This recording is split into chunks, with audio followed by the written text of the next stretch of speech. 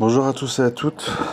Vendredi 13 juin, audio tout public, parce que ça nous concerne tous et c'est pas nécessairement en lien exclusivement musulman, etc. Euh, bon, je voudrais essayer de condenser en quelques minutes ce que, ce que je vois être, enfin, la direction, selon plusieurs signaux, la direction que je vois que le monde est occupé à prendre. Parce qu'en fait, certains ne comprennent pas bien, parce qu'on est occupé. Souvent, je le dis dans les audios, les gens sont occupés. Il faut jamais oublier ça. Les gens sont occupés avec leurs problèmes, avec leurs dettes, avec leur boulot, avec leur famille, avec leur santé. Les gens sont occupés. Ça, il faut jamais l'oublier. La masse des gens n'est pas en éveil, n'est pas à l'écoute, n'est pas informée. Et c'est évidemment pas en voyant la télévision le soir, une chaîne d'infos comme ça qu'on va comprendre ce qui se passe. Je ne m'attarde pas sur l'histoire de l'Iran parce que bon, c'est inintéressant en fait. C'est un lion de papier qui fait semblant, puis qu'on utilise. Voilà, c'est inintéressant. C'est un non-sujet. Il n'y a rien à attendre. Et donc la suite n'est que logique, vu que tout simplement le gouvernement israélien veut se maintenir en place, il faut maintenant être en guerre perpétuelle, sinon il y aurait des destitutions, etc. C'est des problèmes politico-géopolitiques et c'est pas intéressant. Ce qui est plus grave et important pour nous, c'est pas tout ça. C'est en fait le changement de paradigme dans lequel on rentre. Enfin, on rentre. On est rentré il y a longtemps, mais vous savez, un petit peu à l'image d'un vortex ou de l'eau, quand vous avez un évier qui est rempli et vous retirez le bouchon, au début ça descend doucement, puis plus vite, et à la fin l'eau elle tourne à toute vitesse, quand c'est la fin. Maintenant en fait on rentre dans la phase d'accélération. On va dire que le monde il a beaucoup changé au niveau historique. À partir de il y a environ une cinquantaine d'années, plus ou moins. Hein. Ouais, en gros, mon âge, quoi. Le monde, il a beaucoup changé durant les 50 dernières années. Beaucoup plus vite que je sais pas moi, les 500 ans d'avant. Donc, en fait, on est dans la phase d'accélération. Ça, c'est le premier principe qu'il faut bien comprendre. Ce principe d'accélération. Ça veut dire quoi? Ça veut dire, en fait, que comme tout s'accélère, on va assister à des changements dans plusieurs domaines brutaux, choquants, déstabilisants, et que nous, étant donné qu'on reste des êtres organiques, biologiques, psychiquement, en fait, on n'arrive plus à suivre. Et quand on n'arrive plus à suivre, on a peur, on est déséquilibré, on est stressé, on est indécis sur toute une série de choses dans nos vies. Parce qu'en fait, nous, on ne suit pas, en fait. C'est ce que j'explique souvent. Quand on parle maintenant de la jeunesse, de toutes ces histoires, faits divers, TikTok et compagnie, enfin bref. C'est-à-dire que on était dans un monde organisé socialement. C'est-à-dire, voilà, on fait ses études, puis on trouve un métier, on se marie, on a des enfants, bon. On est passé à un monde disloqué, c'est-à-dire à un monde où, concrètement, notre biologie est toujours la même, plus ou moins. Hein. On a la puberté entre 10 et 13 ans, et donc après les premiers désirs, et puis ceci, puis cela. Face à un monde, en fait, qui, lui, est en dislocation. Donc en fait, il y a une espèce de déséquilibre intérieur qui s'installe, qui fait que on ne sait plus très bien où l'adolescence commence et où elle finit. On ne sait plus très bien si ça a du sens de se marier pour avoir des relations, puisque maintenant les gens, bon, ils ont une application Tinder, ils voient autour de chez eux qui est dispo, puis voilà, on s'amuse, ça va, ça va pas, et puis c'est beaucoup moins d'engagement, c'est beaucoup moins de risques, c'est beaucoup moins d'implication. Et on sait que la nature humaine aime la facilité, aime n'aime pas attendre, n'aime pas s'engager, n'aime pas faire des efforts. Ça, c'est le monde d'avant. Maintenant, on est dans le monde de l'accélération. C'est-à-dire tout doit aller vite et tout change rapidement. Et là, je répète, le problème, c'est que psychiquement, nous ne sommes pas armés pour ça. Psychiquement, tout ceci va rendre énormément de gens névrosés, bipolaires, borderline, schizophrènes, suicidaires. On va avoir de plus en plus, à mon avis, de gens comme ça qui vont tuer des gens pour rien, parce que tout simplement, on perd pied. Voilà, on est dans un monde où on perd pied. Et vous savez que je fais souvent des passerelles entre les domaines, parce que voilà, je pense que tout est interconnecté. Et je me rappelle, bon, le temps il passe vite, hein, mais bon, ceux qui écoutent depuis longtemps, ils se rappellent. Je me rappelle en 2008, donc ça fait combien 12, 17 ans, ouais, 17 ans, ouais. Vers 2008-2009, donc je commençais à expliquer le début de cette dislocation. Évidemment, comme j'étais un peu trop en avance, ce qui m'arrive souvent dans ma vie, au début ça n'a pas été compris, où on s'est dit il veut faire du sensationnel, il a des choses à vendre, je ne sais quoi, etc. Mais tout simplement, en fait, je partageais mes ressentis, mais trop tôt, enfin trop tôt. Je ne sais pas si 17 ans c'est beaucoup ou c'est peu, ça dépend à quelle échelle. Mais pour ceux qui pensent, parce que les gens en général quand on parle d'un sujet, ils pensent que c'est demain. Ils ne comprennent pas qu'on est dans un monde où, même si les choses s'accélèrent, elles prennent des virages à un moment donné. Et les moments donnés, ben, personne ne les connaît. On ne peut voir que des tendances de fond. Alors, de 2008, c'est comme ça un petit peu que j'ai commencé dans les audios, hein, à l'époque, sur Dailymotion. J'évoquais l'histoire de l'or. Et en fait, les gens ne comprennent pas bien pourquoi l'or est tellement cher aujourd'hui. Parce qu'en fait, l'or, c'est le contre-pied de tout ça. L'or, c'est ce qu'on appelle une vieille source de référence. On l'appelle dans le domaine des financiers la relique barbare. Depuis toujours, c'est le signe de richesse, le pharaon, etc. Bon, l'or, c'est une vieille histoire. C'est une vieille histoire dans un monde très moderne. Bitcoin, intelligence artificielle, Internet, machin, etc. Et donc aujourd'hui, la réalité concrète, pour qu'on comprenne, je préfère, plutôt que donner des chiffres, je vais vous donner une image. C'est plus parlant. Alors, je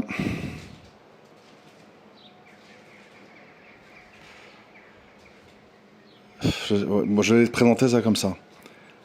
Si en 2008, vous auriez vendu un appartement, une chambre, d'accord ? Vous auriez vendu un appartement, une chambre, vous auriez eu de quoi acheter 10 kilos d'or. D'accord ? En 2008. Donc vous vendiez votre appartement, vous touchiez l'argent, et vous pouviez acheter avec ça 10 kilos d'or. Donc 10 petits lingots d'1 kilo. Ok ?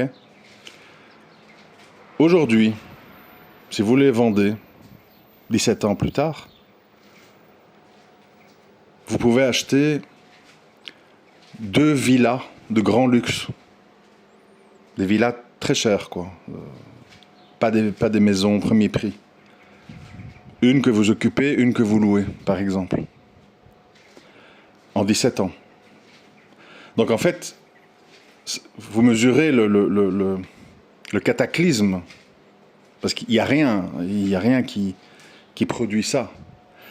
Le Bitcoin a eu une montée exceptionnelle, mais c'est différent, parce qu'en fait, il n'y a pas d'historique. On partait de zéro, et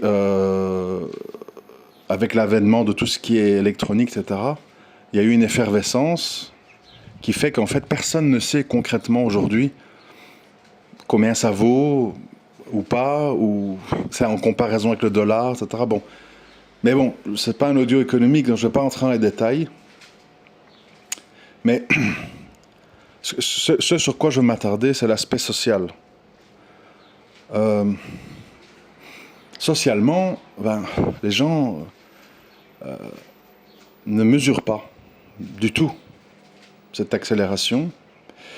Et cette accélération qui va encore s'accélérer et encore se complexifier et encore avoir des conséquences beaucoup plus fortes que les 17 ans qui viennent de passer, qui est l'avènement de l'intelligence artificielle.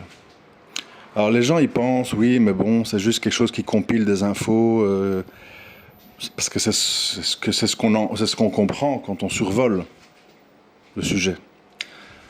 Quand on va en profondeur, on se rend compte que cette histoire évolue extrêmement vite, parce qu'il y a de la concurrence. Et en fait, on va arriver, je ne sais pas quand, bien sûr, on va arriver à un point d'inflexion. Le point d'inflexion, c'est quand l'intelligence artificielle va se suffire à elle-même et où elle va prendre des décisions propres. Et si on mélange ça avec... Vous savez, avant, c'était pas facile d'avoir un permis d'armes, un permis de port d'armes, etc. Les armes militaires étaient très chères, des avions, $1 milliard, des bombardiers, de ceci, des bombes, plutonium, machin, nucléaire, c'est très compliqué. Maintenant, en fait, on rentre dans un monde où, avec l'intelligence artificielle, reconnaissance faciale, guidage, laser et compagnie, en fait, on peut envoyer une horde de drones à 500 € pièce et semer le chaos total dans une ville, en fait. Et là où je veux en arriver, c'est ça le point, nos vies aujourd'hui sont complètement digitalisées. Banque, Internet, tout en fait. Jeux vidéo, sites de rencontres, voitures, avec tous les logiciels de gestion, etc.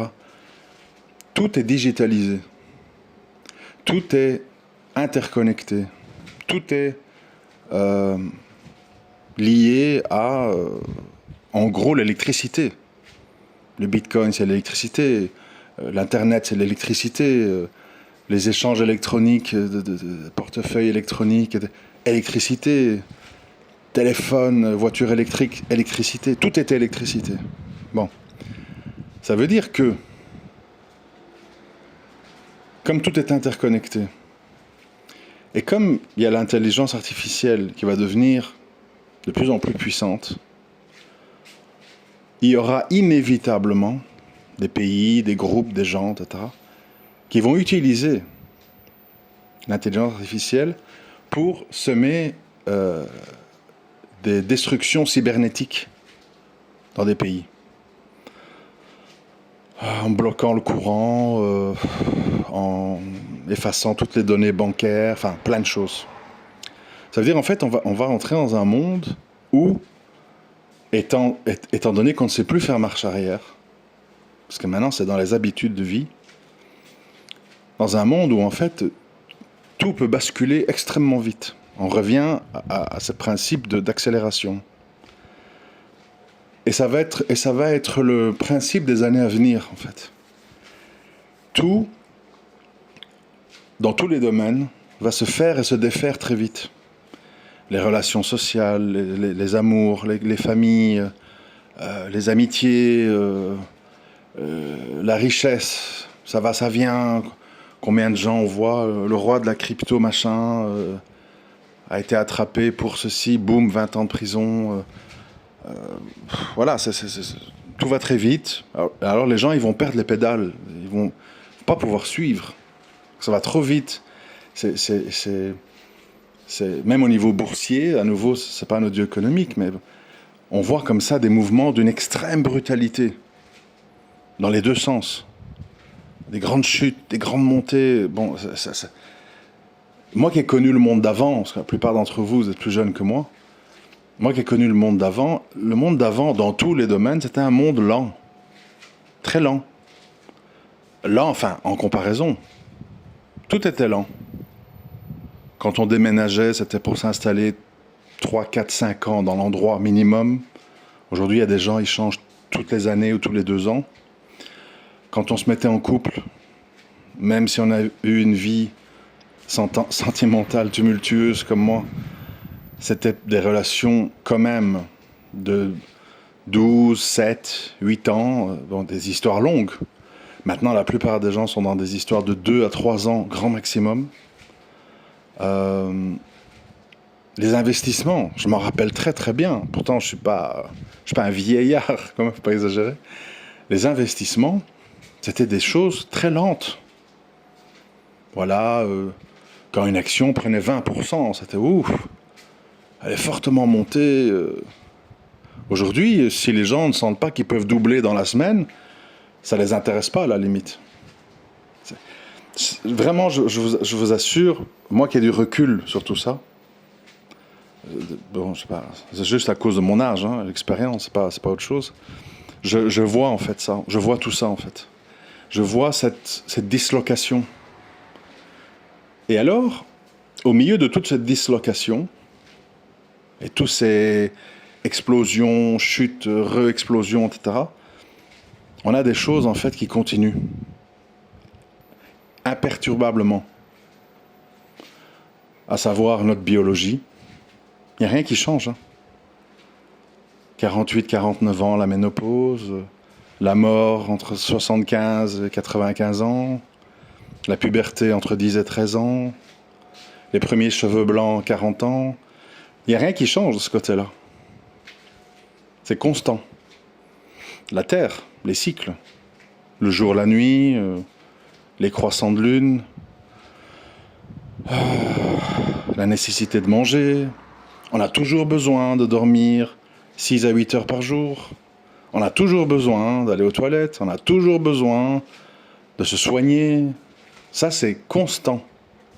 Donc en fait, il y a une espèce de crash, si vous voulez, entre les constantes et les variables qui s'accélèrent. Bon, je sais que c'est un peu... J'essaye de simplifier le plus que je peux. Hein. Vraiment, je m'excuse, c'est pas pour le plaisir de faire du compliqué, mais c'est parce que c'est très difficile d'expliquer ça autrement, en fait. Il y a les constantes fixes et il y a les variables qui s'accélèrent. Et ces deux notions deviennent de moins en moins compatibles. Par exemple, je disais récemment à un ami, parce que les gens, de nouveau, qui sont plus jeunes, ils ne s'en rendent pas compte. J'ai dit aujourd'hui, qu'est-ce qu'on dit aux jeunes, en fait? Les très jeunes, je parle. Qu'est-ce qu'on dit aux très jeunes? On n'est pas d'accord pour que tu te maries jeune, t'as pas l'argent, t'as pas l'expérience, etc. Donc, tu dois songer à te mettre en couple. Quand je dis marié, ça fait très ringard des gens. Parce que les gens, déjà, tu dis... J'ai remarqué autour de moi, quand je parle de mariage, les gens me regardent bizarrement.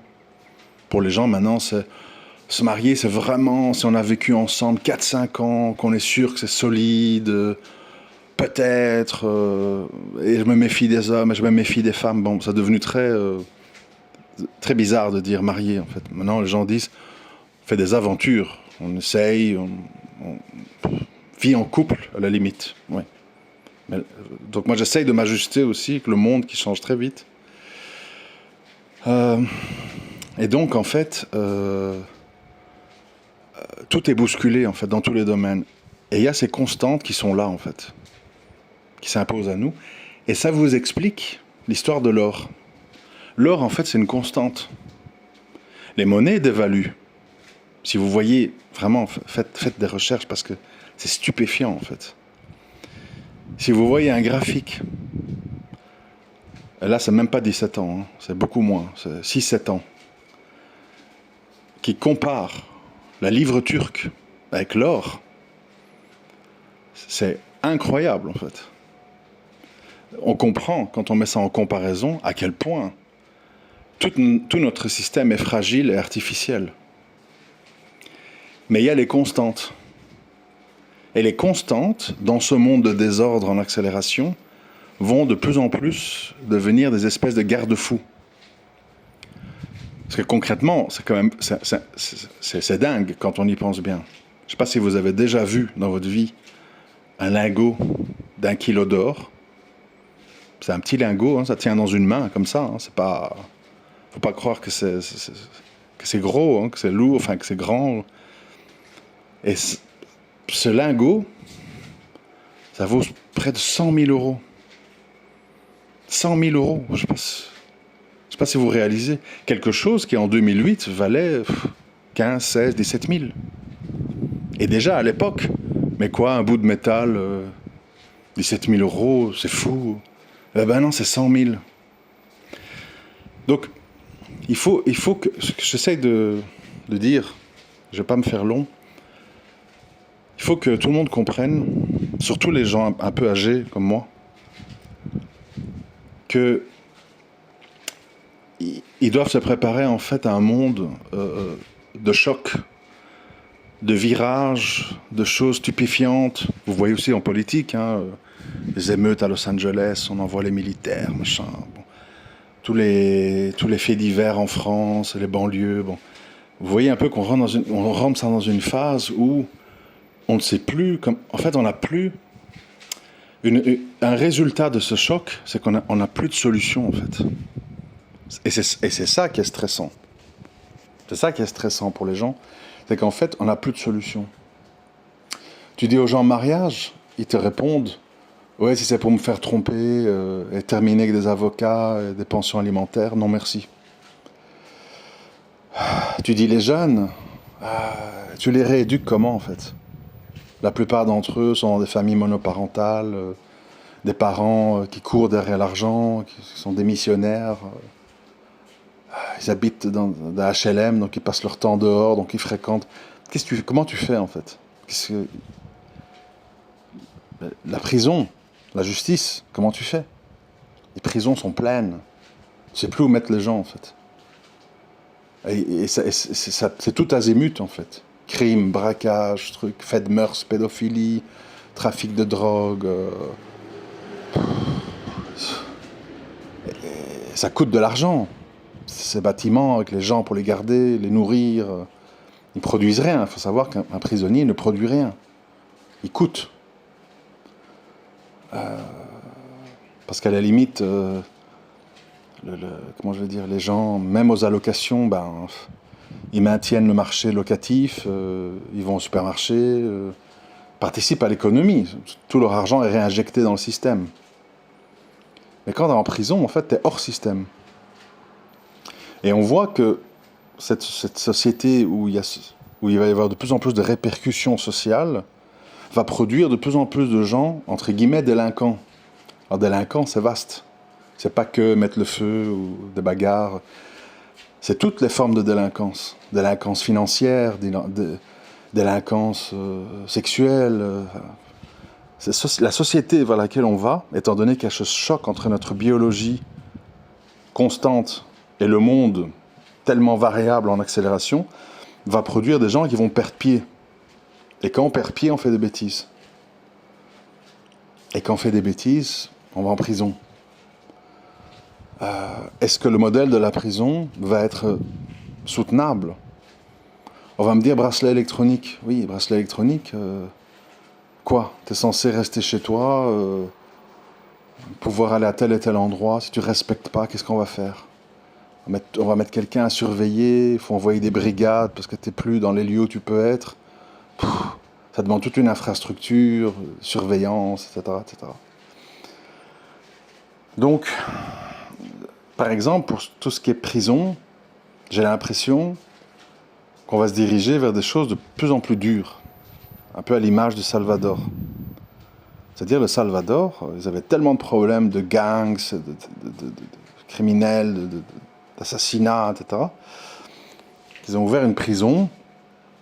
C'est une sorte d'entrepôt, enfin plusieurs entrepôts, dans lesquels il y a des cages, avec plein de lits. Tout est électronisé, caméra, truc, détecteur de mouvement, de reconnaissance faciale et compagnie. Et les gens sont tous là, enfin tapez, hein, YouTube, prison, Salvador, vous allez voir. Les gens sont tous là, à vie. Et en gros, ce sont des animaux en cage, quoi. Il n'y a pratiquement pas d'activité, il n'y a pas d'espoir de sortie. Toute rébellion ou violence est punie de cachot. C'est très sommaire. C'est très sommaire. Hein. C'est des cages dans un entrepôt. Et dans chaque cage, il y a des lits dans lesquels ils mélangent même les gens des différentes gangs qui sont forcés de vivre ensemble alors qu'ils s'entretuaient dehors. Et voilà, en fait. Et tout le monde trouve ça de plus en plus une bonne idée. Je crois que Trump envoie des gens là-bas. Ça va devenir un modèle, en fait. Donc je veux dire, ça veut dire, enfin, la conclusion, c'est quoi? Qu'il faut se préparer à tout ça, mentalement, chacun dans votre réalité, etc. Pour justement, dans quel but je dis tout ça? Pas dans le but de faire peur, faire du sensationnel, agiter les gens, non. Comme à l'époque, quand je disais l'or, c'était pas dans le but de dire tout va s'écrouler, acheter de l'or, c'était pour dire, ben, ce que je vois se dessiner, ben, c'est un monde qui va fonctionner comme ça, comme ça. Et donc, évidemment, voilà, je répète l'exemple. Tu vendais un appartement, tu veux acheter 10 kilos d'or, tu les revends aujourd'hui, tu achètes 2 grandes villas. Donc, ici, c'est la même chose, sauf que c'est plus social qu'économique. Je dis, il faut maintenant s'ancrer psychologiquement dans des choses stables. Ça veut dire quoi? C'est-à-dire qu'il faut être, pour les gens qui sont croyants, que vous soyez chrétiens, musulmans, il faut s'ancrer dans sa religion. Ça veut dire lire, prier, méditer, marcher dans la nature, admirer la création, etc.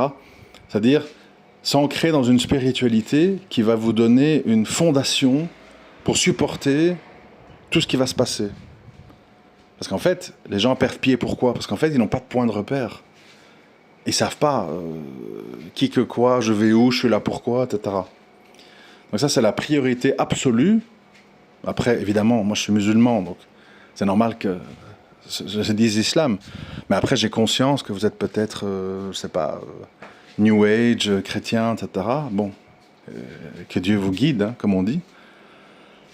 Mais indépendamment de ça, en fait, c'est s'ancrer dans des choses fortes pour supporter la tempête, en fait. Alors il y a ça, très très important, vraiment, c'est vital. C'est vital, vraiment. Après, vous en faites ce que vous voulez. Hein. Moi, je dis les choses comme je les pense. Au niveau sentimental, familial, absolument mettre comme critère numéro 1 quelqu'un de stable, de fidèle, et avec qui il y a une certaine complicité.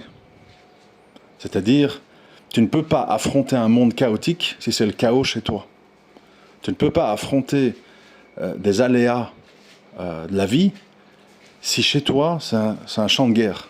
C'est pas possible. Donc, toutes ces histoires vraiment, je répète, mais toutes ces histoires de physique, d'âge, de passé, de multicritères, il faut arrêter avec ça, en fait. Il faut dire quelle personne va me permettre, vu mon profil, d'avoir la vie la plus stable et la plus pacifique aussi, possible. Parce qu'il va falloir affronter un monde très brutal, très compliqué, et très source de déséquilibre. Donc il faut un couple très équilibré. Et tout le reste, ça passe loin derrière. Beauté, oui, d'accord, mais vous savez, bon, les jeunes ne comprennent pas ça, mais j'essaie quand même de l'expliquer. Quand quelqu'un vous est agréable, quand quelqu'un vous rassure, quand quelqu'un vous apaise, etc., cette personne va s'embellir à vos yeux. Et inversement, quand quelqu'un vous casse les pieds, fait des conneries, vous traite mal, etc., ça peut être la plus belle personne au monde, vous allez la trouver, vous allez la fuir, ou le fuir. Ça, il faut comprendre. C'est une illusion. Ce qu'on appelle la beauté, c'est quelque chose qui, d'abord, qui passe avec le temps, puisqu'on vieillit. Et puis, c'est quelque chose qui va être effacé par le comportement. Ça, il faut vraiment bien écouter ça, parce que, malheureusement, beaucoup de gens, ils tombent dans le panneau, quoi. Si vous trouvez un homme très beau, mais qui est très immature, infidèle, irresponsable, etc., vous allez vite être répulsé, même si c'est le plus beau de la Terre. Donc, ce que je veux dire, c'est que face à un monde disloqué, de plus en plus chaotique, où il y aura des chocs comme ça brutaux, des grands licenciements de centaines de milliers de gens, parce qu'ils seront remplacés par l'intelligence artificielle, puis il va arriver la robotique, ils vont mettre des robots partout. Les gens ne se rendent pas compte, en fait, du tout du monde dans lequel on va, en fait. Et pour affronter ce monde-là, vous devez faire des choix très raisonnables dans votre vie privée. Le lieu de vie, aussi. Essayez d'être dans des endroits où il n'y a pas toute cette agitation, en fait. Police, bruit, trottinette électrique, machin, métro, violence, délinquance, viol, enfin, tous ces tumultes, parce que ça rajoute. En fait, la vie entoure HLM, c'est la pire chose, en fait. C'est la pire chose, parce que tu as tout le négatif, en fait. C'est très compliqué de dire aux gens certaines de vos habitudes ne sont pas de bonnes habitudes. C'est complexe. En tout cas, bon, pour conclure, préparez-vous à des grandes tornades dans tous les domaines. Préparez-vous à voir et entendre des choses que vous n'avez jamais vues, jamais entendues. Préparez-vous à un monde où des fortunes se font en un jour et des désastres se font en un jour. Préparez-vous à des espèces de guerres, à de transferts de puissance incessantes. Et assistez aussi à l'horreur. Je veux dire, quelque part, les images qu'on voit de Gaza depuis 1 an et demi, on a l'impression d'être dans un film d'horreur, en fait. Des gens, milliers de gens avec des casseroles qui se battent, qui se poussent pour avoir une gamelle de riz. Enfin, c'est hallucinant en 2025. Et puis maintenant, il va y avoir les réfugiés climatiques, avec les changements climatiques. Enfin, ça va être fou, en fait. Et plus il y a des migrants qui vont arriver, plus les gens vont développer du racisme. Ils vont pas savoir comment gérer les problèmes. Ça va être terrible. On est maintenant dans l'époque de l'extraction. Ça veut dire, en fait, il faut être connecté au monde moderne. Oui, vous pouvez avoir votre téléphone, le net, etc., un PC, faire de l'argent sur le net, etc. Mais il faut que tout le reste, ce soit des choses très calmes. Votre lieu de vie, votre mari, votre épouse, votre relation avec le Créateur. Là, il faut des choses très calmes, très constantes, très construites. Et pour le reste, vous pouvez évidemment être au contact du monde, mais tout en sachant, je vais voir plein de choses, je vais entendre plein de choses qui vont me déstabiliser, que je ne vais pas comprendre, parce que la masse des gens ne vont pas faire votre choix de vie. Eux, ils vont être dans la matrice, à courir, à passer d'un truc à l'autre, à être dans le tumulte des villes, à perdre tout leur argent, qu'ils ont tout mis sur une crypto qui était une escroquerie. Les gens vont être comme ça dans les bouleversements constants. Et donc vous allez assister à ça.